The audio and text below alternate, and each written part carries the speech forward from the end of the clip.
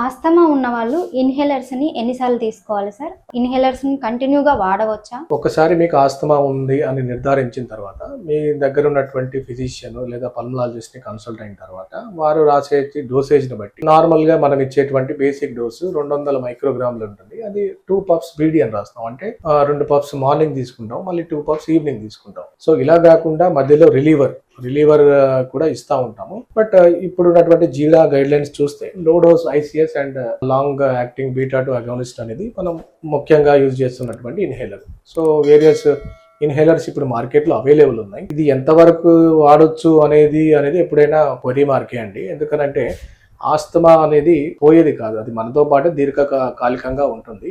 So దాన్ని అదుపులో పెట్టుకోవచ్చు. ఎప్పుడైతే ప్రాపర్ మెడికేషన్ మీకు సంబంధించిన డాక్టర్ రాసిన మెడికేషన్స్ని మనం వాడుతూ ఉంటామో అది అదుపులో ఉంటుంది. లక్షణాలని అదుపు చేయొచ్చు, ఆ వ్యాధిని పూర్తిగా తీయడానికి వీలవు.